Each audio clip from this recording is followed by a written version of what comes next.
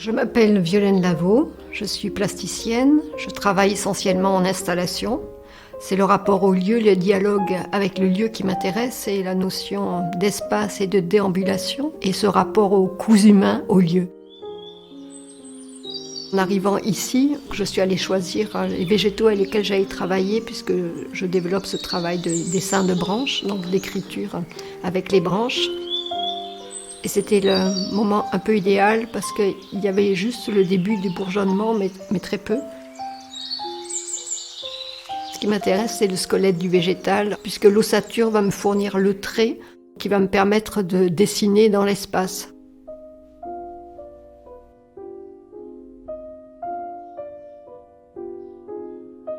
Il y a toujours un étonnement à voir la perfection du dessin.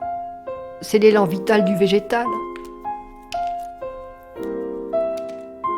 Travailler avec les végétaux m'a permis d'affranchir, me libérer du dessin et surtout affranchir le trait de son support et de pouvoir dessiner dans l'espace. Et ça, c'était extraordinaire, la liberté d'écriture que m'a donné le travail avec le végétal. Et ça m'a permis d'aller beaucoup plus loin dans le dessin. Tout d'un coup, voilà, il fallait que je me mette des bâtons dans les roues. Et je me suis mis des brindilles dans les pieds, en fait, pour pouvoir aller plus loin dans le dessin et amorcer le dessin en volume, puisque j'ai une formation de sculpteur et de modeleur.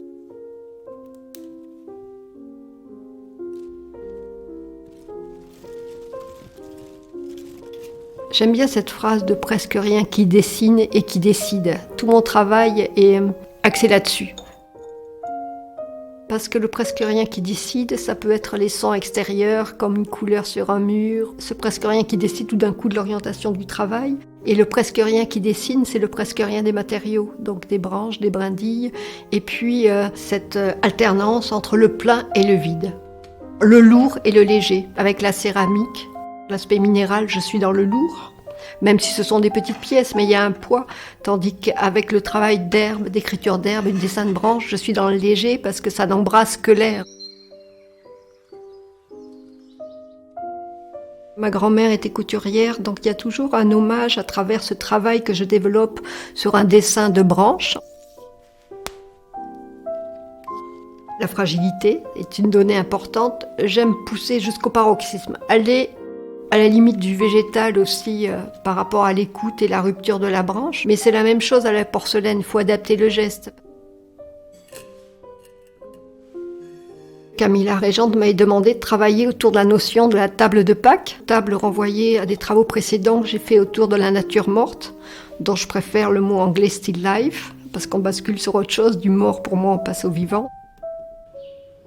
Justement, une nature morte vivante et vibrante de plein de mémoires, en quelque sorte, qui sont aussi mon registre de travail autour des contes, des légendes et des mythologies. C'est pour ça que l'on retrouve les figures animales ambivalentes, ici le corbeau et le loup, et puis le motif du lièvre.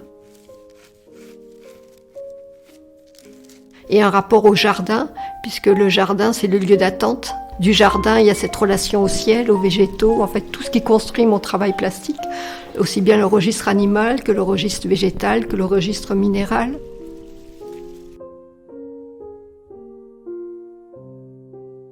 Ma première résidence ici, elle a été fondamentale et déterminante en fait, puisque c'est ici que j'ai découvert la porcelaine. Au-delà du volume, il y a la recherche autour de la couleur et la notion de monochrome, entre l'ombre et la lumière, puisque ça va aller du blanc au noir, donc plus pensé comme un aspect pictural. Mon histoire personnelle est vraiment liée évidemment à ce que j'appelle le terreau fertile de l'enfance. Je suis fille de marin, donc ça veut dire un rapport à l'absence, parce que ça bouleverse tout le schéma familial et la perception du monde. À partir de là, tout bascule et tout vacille. Je crois qu'il y a une notion de vertige, de perdre pied. Sans doute, si je travaille autant sur les portions de corps, il y a aussi une liaison entre cette façon de perdre pied et c'est rejoindre toujours cette dimension de presque rien.